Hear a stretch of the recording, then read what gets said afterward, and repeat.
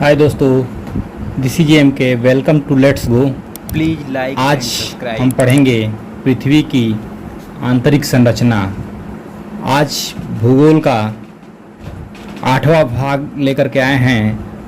Basic समझेंगे भूगोल, पृथ्वी के विषय में पढ़ेंगे पृथ्वी की आंतरिक संरचना, स्ट्रक्चर फॉर अर्थ इंटीरियर। ठीक है दोस्तों, आइए समझते हैं इसको।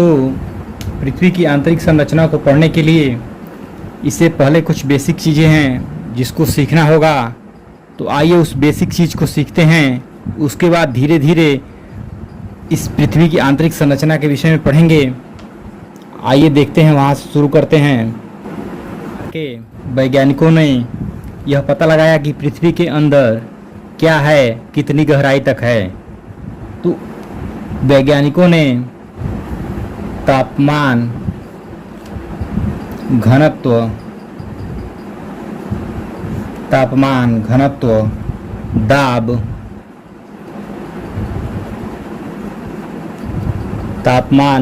दाब, और भूकंप,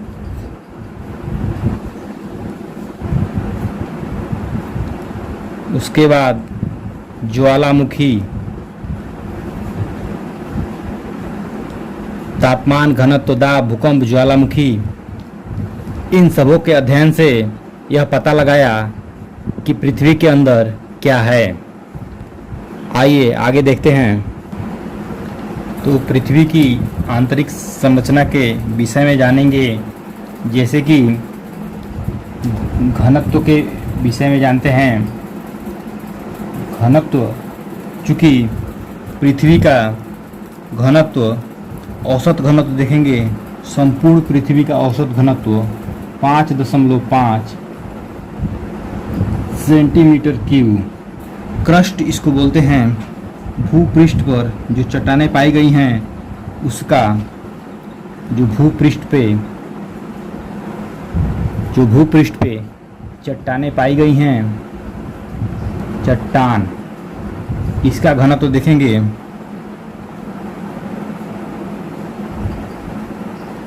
भूपृष्ठ के चट्टान का घनत्व 3 से कम है, 3 सेमी क्यूब से कम। ठीक है दोस्तों, भूपृष्ठ चट्टान घनत्व 3 सेंटीमीटर से भी कम है। पृथ्वी का औसत घनत्व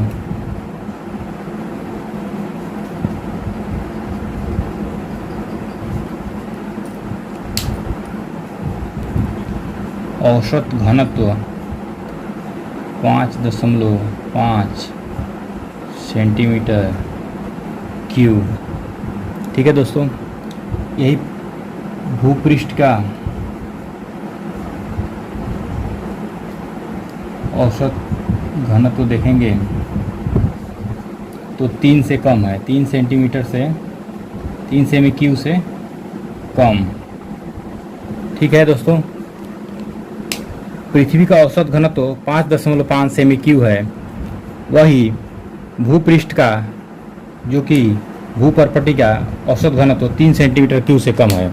ठीक है, जबकि भूगर्भ की चट्टानों का घनत्व, भूगर्भ यानी कि आंतरिक गर्भ में चट्टानों का जो घनत्व है 3 सेंटीमीटर क्यूब से अधिक है।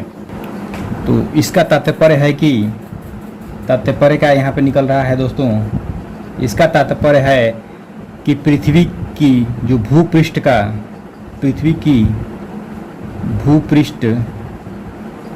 निर्माण जो हुआ है, जो पृथ्वी का भूपृष्ठ का निर्माण हुआ है, वह हल्की चट्टानों से हुआ है। और इसका अपेक्षा जो भूगर्भ का निर्माण है, भूपृष्ठ की अपेक्षा भारी चट्टानों से हुआ है। ठीक है, भारी चट्टानों से हुआ है। ठीक है दोस्तों, भारी चट्टानों से हुआ है भूगर्भ का निर्माण। किसके अपेक्षा? भूपृष्ठ की अपेक्षा। आइए आगे देखते हैं। दबाव। दबाव से यह पता चला कि जो पृथ्वी के अंदर, ये पृथ्वी के अंदर जो चट्टानें हैं, तो पृथ्वी के ऊपर स्थित चट्टानें दबाव डालती हैं और अंदर की चट्टानों का घनत्व, अंदर की चट्टानों का घनत्व क्या होता है, अधिक होता है दोस्तों। क्यों? क्योंकि ये दबाव डालती हैं और चट्टानें दबती जाती हैं, तो दबाव पड़ेगा तो घनत्व उसका बढ़ेगा। तो यह अनुमान लगाया गया है कि पृथ्वी के अंदर जो चट्टानें हैं उनका घनत्व बढ़ता जाता है प्रेशर के कारण। जब ऊपरी चट्टानें दबाव डालती हैं तो जो अंदर की चट्टानें हैं पृथ्वी की, उसका जो घनत्व है वो बढ़ता है, लेकिन एक सीमा तक बढ़ता है, उसके आगे नहीं बढ़ेगा। तो इसलिए निष्कर्ष निकलता है कि पृथ्वी के भीतरी भाग का घनत्व अधिक दबाव के कारण नहीं तो स्वयं भारी है और अधिक घनत्व वाले पदार्थों से निर्मित है, जैसे लोहा, निकिल जैसे भारी पदार्थ धातुओं से निर्मित, तथा पृथ्वी के अंदर चुंबकत्व का गुण इन्हीं के कारण पाया जाता है। अधिक पर्याप्त मात्रा में लोहे के कारण पृथ्वी को चुंबकत्व की स्थिति प्राप्त होती है। आइए आगे देखते हैं। अब देखेंगे तापमान से कैसे पता लगाया गया पृथ्वी की आंतरिक संरचना के बारे में। तो तापमान, अगर हम भूपृष्ठ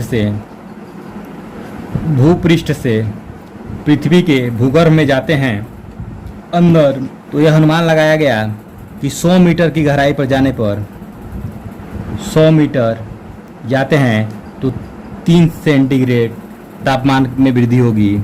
इसी तरीके से अगर 100 किलोमीटर जाते हैं, 100 किलोमीटर, तो 3000 डिग्री सेंटीग्रेड, और 1000 किलोमीटर जाएंगे, 1000 किलोमीटर, तो 30,000 डिग्री सेंटीग्रेड तापमान बढ़ता जाएगा। तो यह अनुमान लगाया गया कि पृथ्वी के अंदर, पृथ्वी का जो कोर है तरल अवस्था में होगा, किंतु ऐसा नहीं है। पृथ्वी पे चारों तरफ से दबाव के कारण जो कोर है वह ठोस अवस्था में मिलता है। भूकंप के माध्यम से क्रस्ट, आपका निचला जो भाग है क्रस्ट के, वह तरल अवस्था में, जिसे मेटल कहते हैं, मिलता है। और आंतरिक जो भाग है, जैसे कि यहाँ पे जो ये आंतरिक भाग है, ये कोर, इसको क्रोड बोलते हैं, यह ठोस अवस्था में मिलता है। विभिन्न जानकारियों के हिसाब से वैज्ञानिकों ने यह पता लगाया। तो जो नीचे जाने पर रेडियो एक्टिव पदार्थों का विघटन होता है, तो 100 मीटर जाएंगे तो 3 डिग्री सेंटीग्रेड ताप बढ़ेगा। आइए आगे देखते हैं।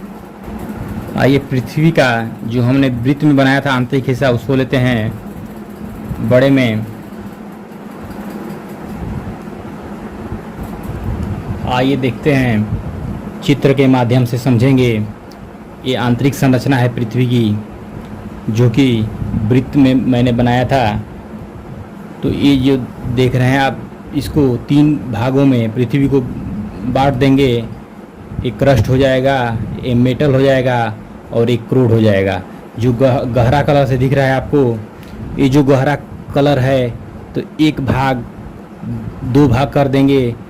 तो गहरे के नीचे जो है तो पूरा ये क्रूड हो गया, और यहाँ से यहाँ तक देख रहे हैं, यहाँ से और यहाँ तक ये आपका मेटल हो गया। और ऊपरी भाग ये क्रस्ट है, यही क्रस्ट का ये निचला हिस्सा है क्रस्ट का। क्योंकि इधर का जो हिस्सा है 34 से 35 किलोमीटर का गहराई पाया जाता है। जो बाएं साइड में देख रहे हैं यहाँ पे, तो ये मोटाई अधिक होती है। तो यहाँ पे 8 से 10 किलोमीटर का गहराई पाया जाता है क्रस्ट का। तो ऊपरी क्रस्ट हो गया ये निचला क्रस्ट, उस निचला मेटल। तो ऊपरी मेटल में जो पी और एस तरंग रहती है, दोनों चलती है। पी एस तरंग का जो वेग है अधिक रहता है, इस निचले मेटल के अपेक्षा कम रहता है ऊपरी मेटल में। निचली मेटल में पी और एस तरंगे अधिक वेग से चलती हैं। उसके बाद नीचे आएंगे, ऊपरी क्रोड और निचला क्रोड दो भाग में बांट देंगे। उसको जो डैश से दिखाया गया है, मेटल को भी दो भागों में बांट देंगे डैश से। तो घनत्व तो जो इसका देखेंगे, तो क्रस्ट का घनत्व तो 2.5 से 3.3 सेंटीमीटर क्यूब। वही मेटल का घनत्व तो देखेंगे तो आपका 3.3 से 4.3 सेमी क्यूब है। तो निचले मेटल में पी और एस तरंगे गतिशील रहती हैं और तीव्र गतिमान रहती हैं। ऊपरी क्रोड में आएंगे नीचे तो पी तरंग का वेग कम हो जाता है, एस तरंग रहता ही नहीं है। एस तरंग यहाँ पे समाप्त, एस तरंग चलती ही नहीं है इसमें। और निचला भाग जो होता है क्रोड का, उसमें पी तरंग बहुत तीव्र वेग से चलती है। ठीक है दोस्तों, निचले क्रोड में, यानी कि ठोस में पी तरंगे बहुत तीव्र रहती हैं। और ऊपरी जो क्रोड है तो तरल में, द्रव में इस तरंगों का वेग नहीं रहता है। पी तरंग अनुदैर्ध्य तरंग है, इसकी गति अधिक होती है, इसलिए यह चट्टानों में दरार उत्पन्न कर देती है। दोस्तों यहाँ देखेंगे पृथ्वी की आंतरिक संरचना में, तो हमारी पृथ्वी जो है, हम जहाँ रहते हैं कैसी दिखाई देती है। हमारी पृथ्वी जिस पर हम रहते हैं, ऊपर से देखने में यह ठंडी, ठोस, कठोर दिखाई देती है। अंदर से यह कैसी है, लगभग अरबों वर्ष पूर्व पृथ्वी की उत्पत्ति गर्म गैस व धूल के कणों से हुई। ठीक है, ये जो पृथ्वी की उत्पत्ति है गैस और धूल के कणों से हुई। हमारी पृथ्वी एक दहकते, देख रहे हैं यहाँ पे, लाल अंगारे के भांति है। करोड़ों वर्ष बाद पृथ्वी का वायुमंडल बना और घनघोर वर्षा के का फलस्वरूप धीरे धीरे जब वर्षा हुई पृथ्वी पर, तो धीरे धीरे ये अंगारे तप्त हुए। करोड़ों वर्ष बाद पृथ्वी पर ऊपरी परत पर वर्षा के कारण ठंडी हुई।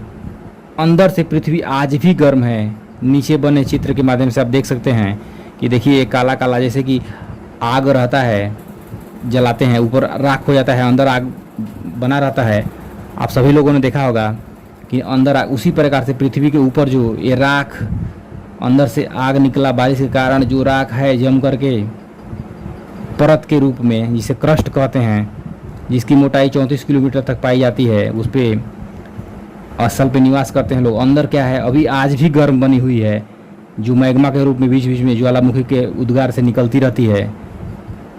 तो पृथ्वी की उत्पत्ति की यह अवस्था है दोस्तों।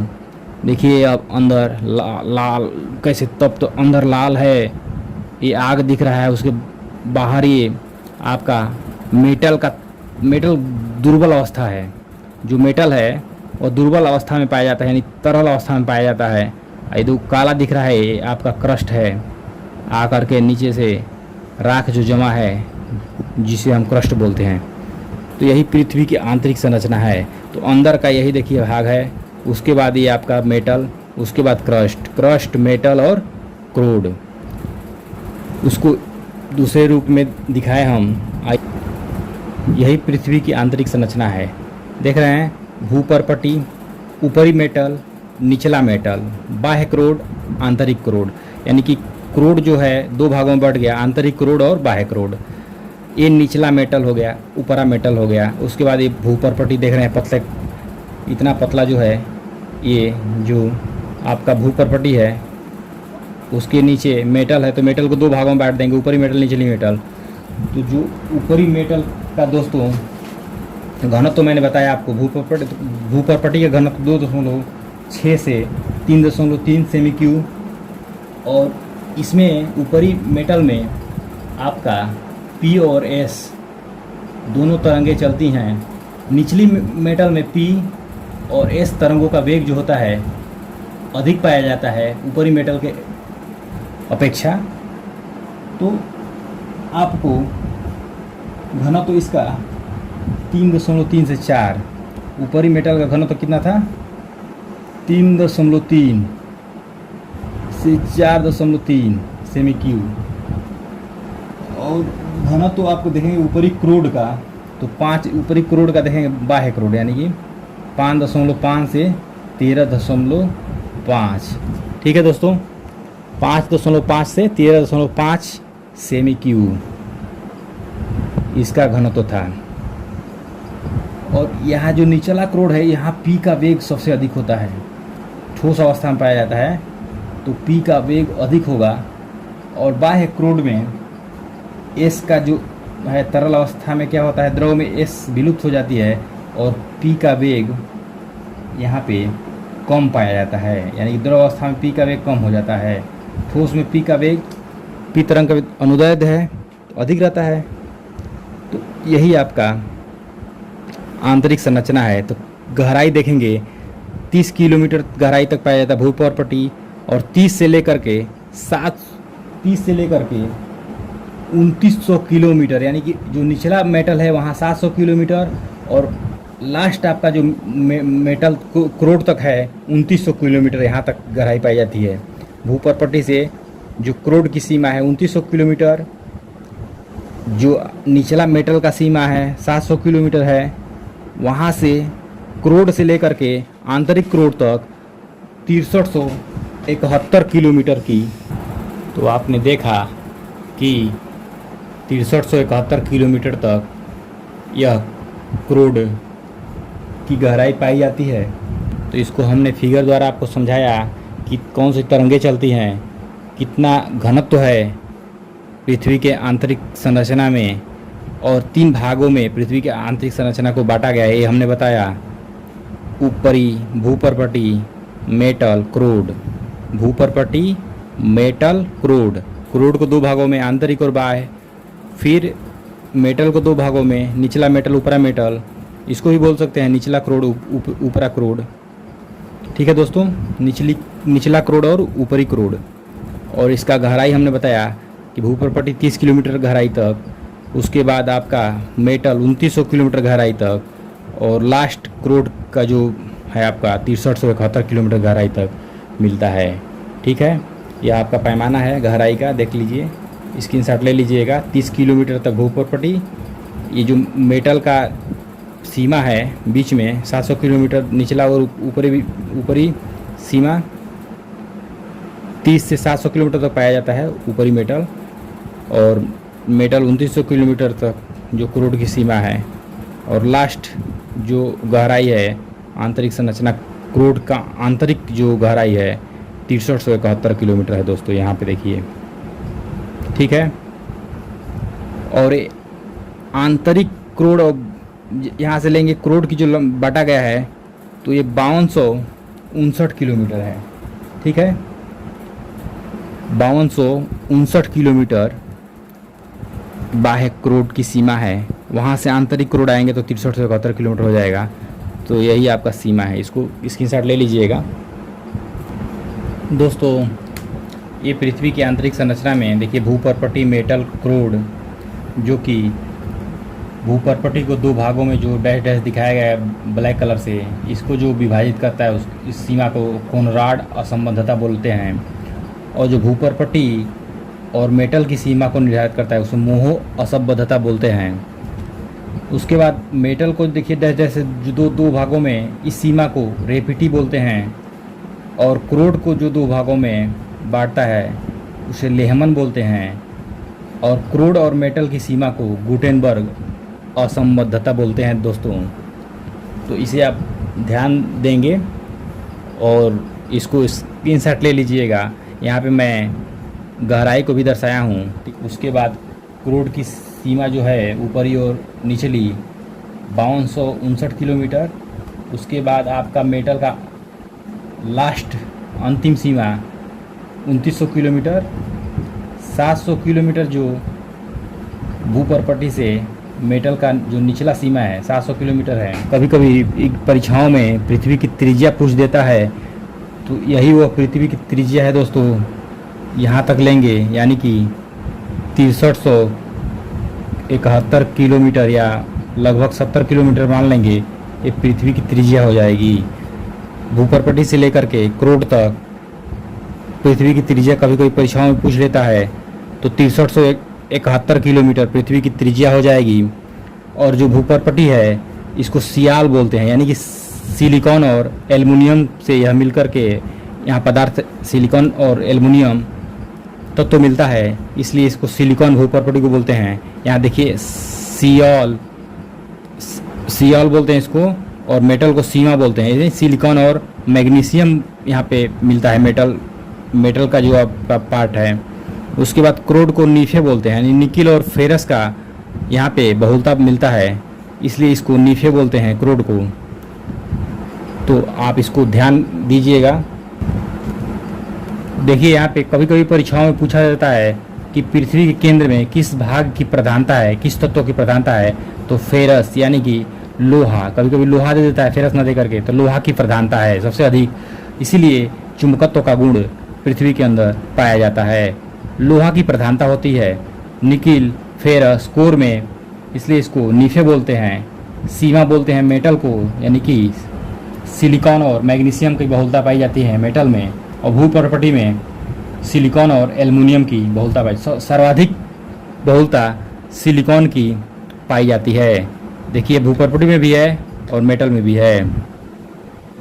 और यहाँ पे आपको मैंने इससे पहले फिगर में बताया कि घनत्व सबसे ऊपरी सीमा पूछा जाता है परीक्षाओं में, सबसे कम घनत्व कहाँ पाया जाता है, तो भू प्रॉपर्टी में।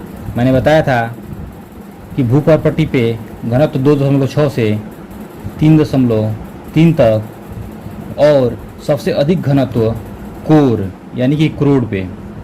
ठीक है दोस्तों, क्रोड में घनत्व 13.6 तक, ऊपरी क्रोड में 5.5 से 13.6 तक सेमी क्यूब तक इसका घनत्व मिलता है। सबसे अब औसत घनत्व, तो इसी के बीच का यहाँ पे औसत घनत्व हो जाएगा। पीछे बता चुका हूँ मैं, यहाँ पे इम्पोर्टेंट है, बताता हूँ, कुछ बार बार पूछता है परीक्षाओं में।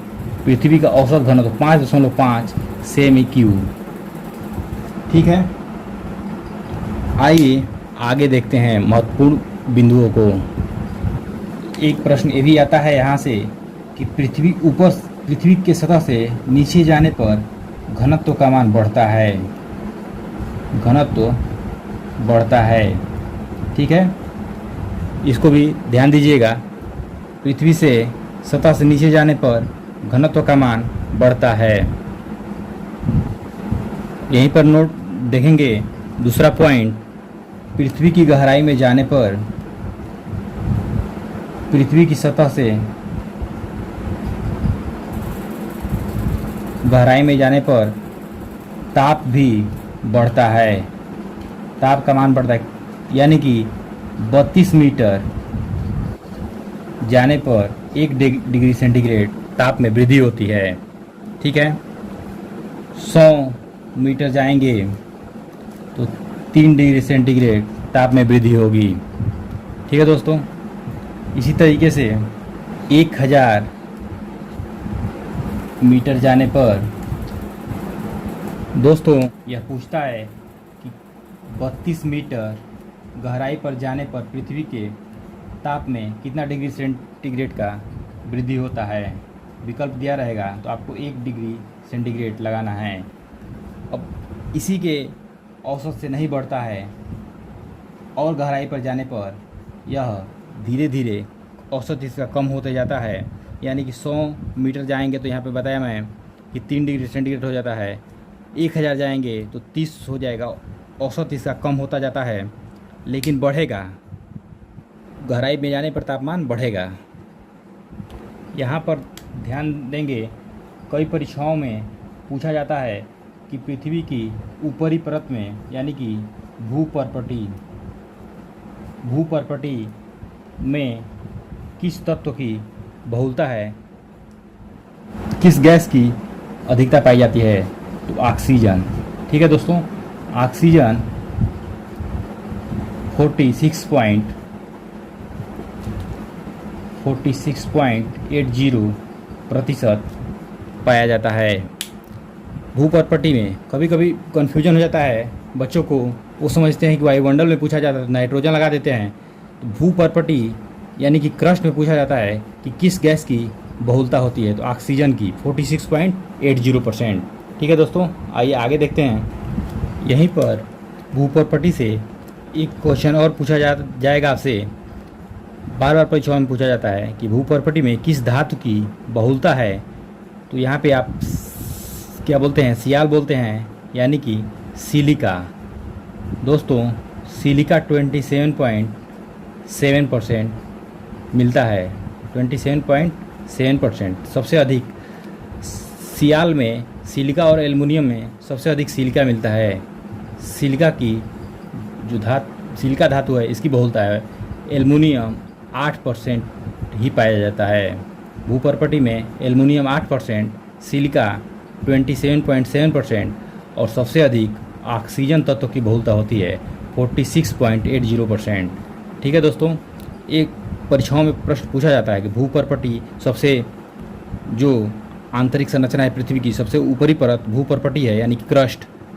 तो भूपर्पटी से ऑक्सीजन तत्व सबसे अधिक पाया जाता है 46.80। उसके बाद सियाल में सिलिका का परसेंटेज सबसे अधिक है 27.7, एल्युमिनियम का 8%। ये पूछा जाता है प्रश्नों आपसे।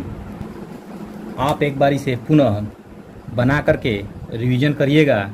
जितना मैं इससे पहले जो फिगर से बताया हूँ आपको उसको अध्ययन करिएगा और अंत में आप अपने से एक बार बनाइएगा। आप बनाएंगे तो पता चलेगा कि मोह असंबद्धता पहले है कि गुटेनबर्ग है, और गुटेनबर्ग को दो भागों में बांटे हैं तो लेहमन बोलते हैं उसको, और उसके बाद जो मेटल को दो भागों में बांटते हैं तो रेपिटी बोलते हैं, और भूपर्पटी को दो भागों में बांटते हैं तो उस सीमा को कोनराड असंबद्धता बोलते हैं। तो ये सब रिवीजन करेंगे तो समझ में आएगा। तो कैसा लगा आज का वीडियो दोस्तों, पृथ्वी की आंतरिक संरचना? तो कमेंट बॉक्स में कमेंट करिएगा। तब तक के लिए धन्यवाद। जय हिंद दोस्तों। अगर वीडियो अच्छा लगे तो सब्सक्राइब अवश्य करें, शेयर करें। That's all, thank you.